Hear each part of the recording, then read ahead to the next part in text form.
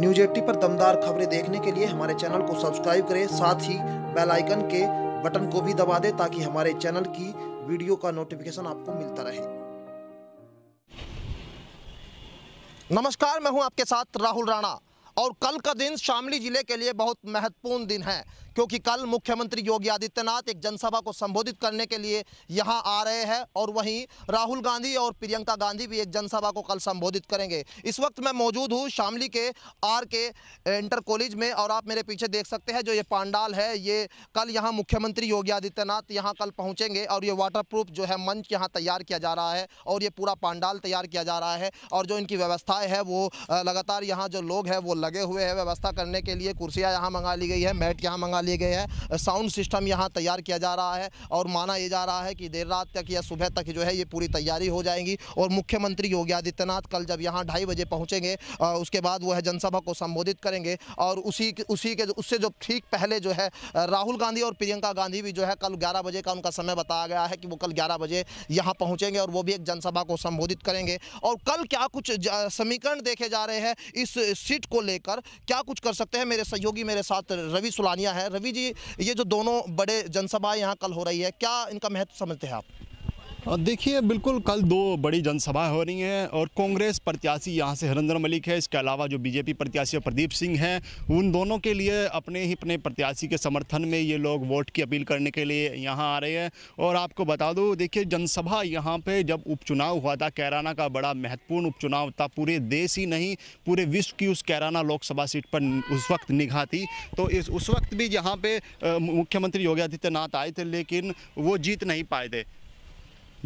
पाए थे वो यहाँ से, क्योंकि यहाँ पे जो विरोध था वो हाईकोर्ट बेंच की मांग को लेकर वकीलों का लगातार विरोध था। पिछले 40 सालों से वकील यहाँ मांग करते आ रहे हैं कि हाईकोर्ट बेंच की यहाँ स्थापना की जाए वेस्ट यूपी में। और वादा भी किया गया था उनसे कि यहाँ पे कि जब केंद्र में और प्रदेश में बीजेपी की सत्ता आएगी तो शायद उनकी मांग पूरी कर दी जाए, लेकिन लगातार वो मांग कर रहे हैं और करीब 5 साल का समय जो है पूरा हो चुका है। केंद्र सरकार में 3 साल, यूपी सरकार में भी पूरे करने जा रहे हैं बीजेपी, अभी भी वकीलों की मांग नहीं मानी गई। इसके अलावा गन्ना किसान है यहाँ पे, उनकी बड़ी समस्या है गन्ना भुगतान की। 14 दिनों में वेस्ट यूपी की जो गन्ना बेल्ट है, गन्ना ही यहाँ पे बोकर किसान अपना जो है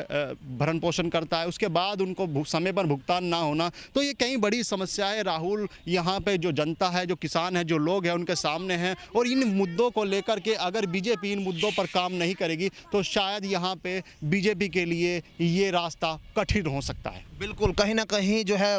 वकील है वो भी हाईकोर्ट बेंच की मांग को लेकर अपनी मांग पत्र दे सकते हैं और जो किसान है वो 14 दिनों में जब भुगतान का सरकार ने जब बनाई थी तब वादा किया था, वो वादा भी जो है कहीं ना कहीं अभी तक पूरा नहीं हुआ। हालांकि जो यूपी सरकार है वो ये लगातार कहती रही है कि जब अभी तक जो जितना भी समय हुआ है सबसे ज़्यादा गन्ना भुगतान बीजेपी ने किया है। तो और जो कल जब राहुल गांधी जब यहाँ पहुँचेंगे, प्रियंका गांधी यहाँ पहुँचेंगे, क्योंकि प्रशासन के लिए भी एक चुनौती होगा उनकी व्यवस्था करना, तो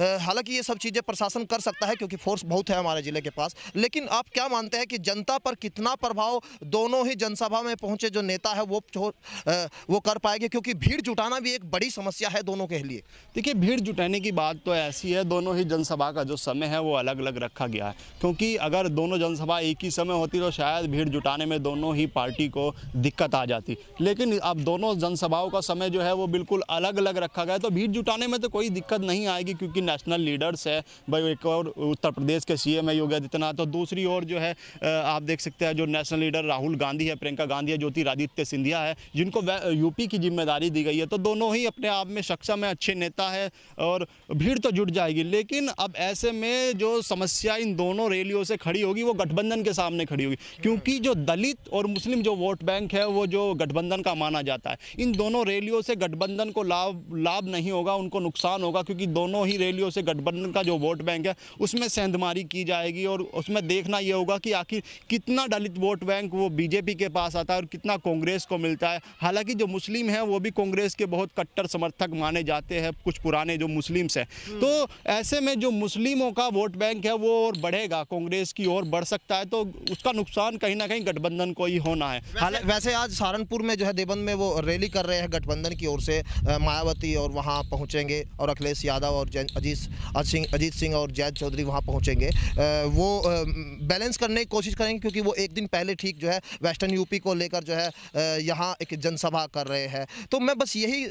आपसे शॉर्ट में ये समझना चाह रहा कि यहाँ की जो आप लोगों को लग रहा है कि किसके पक्ष में इस बार माहौल बनता दिखाई दे रहा है। देखिए, माहौल की तो अभी जो बात की जाए, देखिए यहाँ पे त्रिकोणीय कैराना लोकसभा सीट पर जो मुकाबला है वो त्रिकोणीय होने जा रहा है। आए दिन जो है रोज़ समीकरण चेंज हो रहे हैं, क्योंकि कांग्रेस के जो प्रत्याशी है वो प्रतिदिन मजबूत होते नज़र आ रहे हैं। ये मेरा खुद का अपना व्यक्तिगत सुझाव है। और जितना नुकसान हो रहा है यहाँ पर वो बीजेपी और गठबंधन को हो रहा है, क्योंकि कांग्रेस के प्रत्याशी जैसे जैसे मजबूत हो रहे हैं तो वो कहीं ना कहीं गठबंधन के और बीजेपी की वोट, क्योंकि जो खुद वो जाट बिरादरी से यहाँ पे जो कांग्रेस ने जो अपने प्रत्याशी उतारे हैं वो जाट बिरादरी से है। और जाट बिरादरी होने के नाते जो बीजेपी का जो जाट वोट बैंक है वो भी कहीं ना कहीं उनके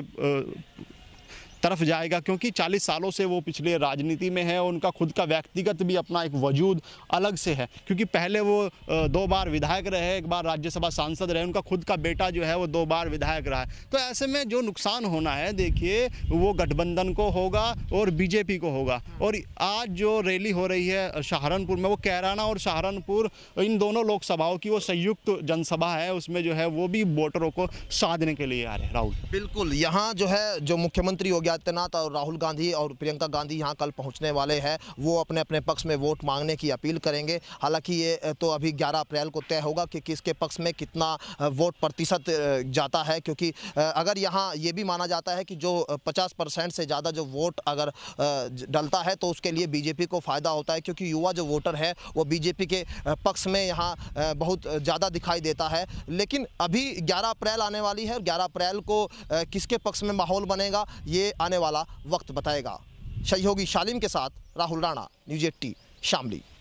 न्यूज़ 80 पर दमदार खबरें देखने के लिए हमारे चैनल को सब्सक्राइब करें, साथ ही बेल आइकन के बटन को भी दबा दें ताकि हमारे चैनल की वीडियो का नोटिफिकेशन आपको मिलता रहे।